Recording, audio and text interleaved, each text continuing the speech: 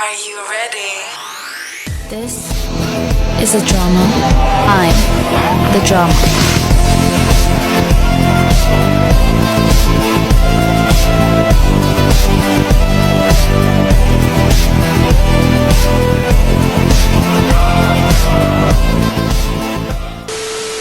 Is this the place that I've been dreaming of? A simple thing, where have you gone? I'm getting old and I need something to rely on. So tell me when you're gonna let me in. I'm getting tired and I need somewhere to begin. Sejak kebelakangan ini, isu tekanan yang dialami oleh pelajar amat membimbangkan dan ia bukanlah sesuatu perkara yang baru. Ada yang melihatnya sebagai hal remeh, namun sebenarnya masalah tekanan adalah persoalan yang serius dan tidak benar untuk mengatakan ia sengaja diada-adakan. Tekanan adalah berkait rapat dengan isu kesihatan mental. Menurut Pertubuhan Kesihatan Sedunia WHO, kesihatan mental ditaktifkan sebagai keadaan kesejahteraan fizikal, mental dan sosial secara holistik dan bukan sahaja merujuk kepada ketiadaan penyakit atau hilang upaya. Ramai dalam kalangan pelajar yang berhadapan dengan masalah sebegini lebih cenderung untuk membunuh diri daripada berusaha untuk mengatasinya. Keadaan ini menjelaskan mengapa bilangan kes bunuh diri adalah tinggi dalam kalangan remaja. Stres dalam kalangan pelajar yang pertama adalah disebabkan oleh faktor akademik. Faktor akademik yang merujuk kepada tekanan psikologi dan emosi yang dialami oleh pelajar berkaitan dengan tanggungjawab dan harapan akademik mereka. Ini boleh memberi impak yang signifikan terhadap kesejahteraan dan pencapaian akademik pelajar. Faktor akademik ini merupakan keutamaan yang perlu diberi perhatian khususnya dalam mengurangkan stres dalam kalangan pelajar pada pelbagai peringkat pendidikan. Tambahan pula, pelajar sekolah cenderung mengalami tekanan disebabkan oleh faktor-faktor seperti beban akademik yang berlebihan, kesukaran kerja dalam kelas dan kebimbangan dalam menghadapi peperiksaan. Oleh itu, pendidik dan ibu bapa haruslah menangani dan menyokong pelajar dalam menguruskan tekanan akademik mereka. Faktor stres yang kedua adalah disebabkan oleh faktor persegaran seperti pencemaran bunyi yang juga boleh dianggap sebagai tekanan yang akan mengakibatkan stres yang terlampau. Sebagai contoh, sewaktu di rumah, jika seseorang pelajar mempunyai ahli keluarga yang terlalu ramai, maka situasi ini boleh terjadi apabila terdapatnya bunyi kanak-kanak bermain dan ketawa yang terlalu kuat, ataupun seperti bunyi semua peralatan semasa bermain di rumah. Disebabkan ini, kesan yang mungkin berlaku pada seseorang pelajar adalah mereka akan susah untuk belajar dan membuat kerja rumah yang telah diberikan kerana kurang fokus. Perkara ini sekaligus memberikan stres kepada pelajar disebabkan oleh tekanan yang mereka hadapi ketika membuat kerja rumah yang telah diberikan oleh guru. Persekitaran sosial merupakan salah satu penyumbang utama kepada berlakunya stres dalam kalangan pelajar hari ini. Pergaulan bebas antara pelajar lelaki dan perempuan menyebabkan mereka mudah terjebak dalam gejala sosial seperti pembuangan bayi, mat rempit dan banyak lagi. Sebagai contoh, seorang pelajar perempuan yang telah mengandung anak luar nikah akan berasa tertekan kerana malu dan takut kepada masyarakat sekeliling. Hal ini akan menyebabkan mereka mengalami tekanan sekaligus tidak dapat menumpukan perhatian kepada pelajaran. Seterusnya, mari kita lihat faktor stres yang terakhir. Faktor stres yang terakhir adalah kurang kecerdasan interpersonal. Kecerdasan interpersonal merujuk kepada kecerdasan seseorang yang mampu memahami perasaan dan hasrat diri sendiri maupun orang lain.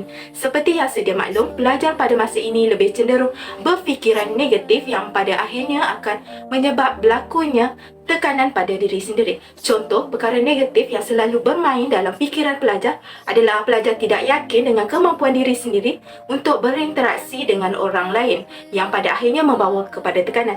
Oleh itu, pelajar haruslah berusaha untuk tingkatkan kecerdasan interpersonal untuk mengelakkan stres yang melampau daripada berlaku kepada diri sendiri. Kita akan teruskan dengan kesan tekanan. Antara kesan tekanan atau lebih dikenali sebagai stres adalah sering lupa dan susah untuk fokus. Hal ini kerana apabila kita stres, kita hilang fokus untuk memberi tumpuan terhadap perkara yang lain terjadi di sekeliling kita. Masalah ini bukan sahaja memberi impak negatif terhadap kehidupan seharian, malahan prestasi akademik atau pembelajaran juga boleh merosak sekiranya kita susah untuk menyiapkan tugasan yang telah diberikan. Banyak institusi akademik di seluruh dunia mengatakan bahawa pelajar yang mengalami masalah kesihatan kurang cenderung untuk mengambil bahagian dalam akademik mereka. Pelajar yang mengalami masalah kesihatan mental boleh hilang minat dalam pelajaran, kurang pelibatan dalam perbualan dan mengalami kemurungan. Pelajar yang bergelut dengan kemurungan atau kebimbangan mungkin tidak mahu mengambil bahagian dalam perbincangan atau kuliah kelas.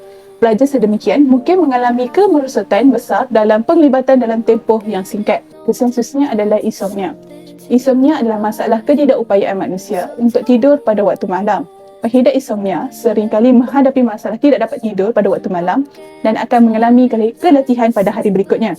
Terdapat berbagai faktor yang menyumbang kepada insomnia, namun salah satu punca insomnia adalah stres. Apabila stres, otak manusia akan lebih aktif daripada biasa. Pelajar sekolah yang menghadapi stres tidak boleh berhenti untuk fikir pada waktu malam. Walaupun di mana badan mereka sepatutnya rehat, apabila tubuh mereka kurang mendapat rehat, maka ia akan menjadi lesu pada hari berikutnya. Stres yang berpanjangan boleh menyumbang kepada pelbagai masalah kesihatan fizikal, termasuklah sakit kepala, masalah kardiovaskular dan sistem imunisasi yang lemah. Pengaktifan berterusan akibat daripada tindak balas stres boleh mengakibatkan keradangan yang dikaitkan dengan pelbagai penyakit-penyakit kronik. Antara kesan stres ialah mudah marah. Hal ini kerana mereka terlalu fokus menyelesaikan masalahnya sendiri sehingga lupa berinteraksi dengan orang sekeliling. Hal ini mengakibatkan mereka menjadi mudah marah kerana fokus dan tenaga mereka telah habis digunakan untuk menyelesaikan masalah stres yang dihadapi. Kesannya, ia menjauhkan hubungan sesama manusia, terutamanya orang yang tersayang kerana sikap mudah marah tersebut. Selain daripada itu, ia juga membawa kepada sentuhan fizikal seperti penderaan pada keluarga atau orang lain. Sebagai contoh, seperti ibu bapa atau isteri. Kesimpulannya, mereka yang mudah menghidapi stres berkemungkinan besar menjadi mudah marah dan membawa kepada arah yang lebih teruk lagi. Seterusnya, ia juga melahirkan tabiat-tabiat buruk seperti merokok. Apabila mereka menghadapi situasi yang menegangkan dan merumitkan, mereka mengambil pendekatan yang salah dengan mengambil bahan-bahan terlarang untuk menghilangkan stres. Natijahnya, mereka terbiasa menggunakan kaedah ini untuk menghilangkan stres, di mana ia membawa kesan yang buruk terhadap kesihatan diri dan mental pada masa akan datang. Terdapat banyak cara yang kita boleh lakukan untuk menangani masalah stres ini. Yang pertama adalah teknik pernafasan. Teknik ini adalah cara yang paling mudah untuk dilakukan di mana-mana sahaja kita berada. Untuk mengamalkan pernafasan ini, pelajar boleh duduk dalam keadaan yang selesa, letakkan satu tangan di dada dan satu tangan lagi di bahagian perut. Kemudian, tarik nafas perlahan-lahan melalui hidung dan hembus nafas perlahan-lahan melalui mulut. Ulang perbuatan ini sebanyak 3 hingga 5 kali. Teknik pernafasan ini memberi faedah secara fisiologi dan juga psikologi. Ia mencetuskan tidak malas relaksasi badan, mengurangkan pengeluaran hormon tekanan dan menggalakkan rasa tenang. Amalan ini juga dapat membantu menurunkan tekanan darah, meningkatkan aliran oksigen dan meningkatkan kesejahteraan kehidupan. Teknik berkuasa ini telah terbukti boleh membantu pelajar menguruskan tekanan dan menggalakkan rasa tenang dalam diri mereka. Yang kedua pula adalah strategi pengurusan masa. Salah satu strategi yang berkesan adalah dengan membuat jadual. Pelajar boleh membuat jadual harian ataupun mingguan untuk memperuntukkan masa bagi setiap aktiviti termasuklah kelas, sesi belajar, rehat, aktiviti kurikulum dan juga masa peribadi. Jadual yang disusun dengan baik dapat membantu pelajar menggambarkan komitmen mereka dan memastikan mereka dapat memperuntukkan masa yang sewajarnya terhadap sesuatu perkara. Pengurusan masa yang berjaya juga bermula dengan keutamaan, kerana pasti tugasan berdasarkan kesegeraan dan juga kepentingan. Pelajar boleh menggunakan kaedah Eisenhower Matrix yang mengkategorikan 4 bahagian, iaitu yang pertama, tugas yang diselesaikan dengan segera, tugas yang dijadualkan untuk dilakukan kemudian, tugas yang boleh diwakilkan kepada orang lain dan juga tugas yang perlu dihapuskan. Kaedah ini boleh membantu pelajar menumpukan pada tugasan yang selaras dengan matlamat dan juga tarikh akhir tugasan tersebut. Antara cara bagi mengatasi masalah stres adalah dengan berkongsi masalah yang dihadapi. Pelajar yang mengalami stres atau tekanan boleh meluahkan masalah yang dihadapi kepada orang yang mereka percaya, seperti kawan-kawan, ibu bapa, guru dan sebagainya. Namun, sesetengah pelajar lebih selesa untuk meluahkan masalah mereka kepada sahabat mereka kerana mereka lebih memahami dan mengenali diri mereka. Jika tekanan atau stres ini tidak dibendung, ia akan mencederakan diri seseorang pelajar dan boleh mengakibatkan bunuh diri. Oleh itu, sokongan sosial daripada orang sekeliling itu amat penting bagi mengatasi masalah kesihatan mental. Oleh itu, amat penting seorang pelajar memilih rakan yang boleh dipercayai bagi meluahkan masalah yang dihadapi daripada dipendam seorang diri dan akhirnya akan memakan diri mereka sendiri. Pengurusan stres yang berkesan amat penting dalam kehidupan seorang remaja. Antara cara bagi mengatasi masalah stres adalah dengan mengamalkan gaya hidup yang sihat.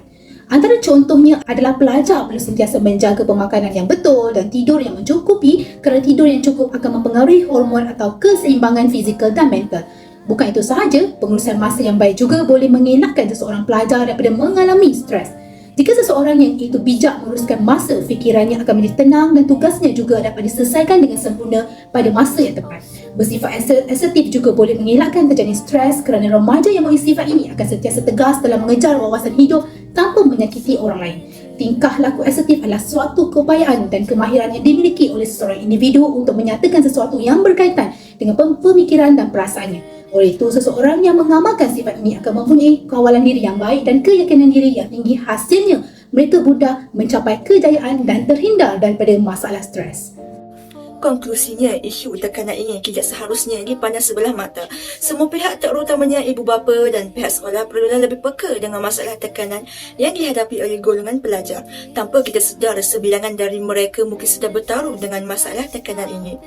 Kesihatan mental pelajar haruslah diberi perhatian yang serius oleh semua pihak agar mereka dapat melangsungkan hidup di sekolah dengan baik dan meneruskan suasana pembelajaran dengan sempurna. Something to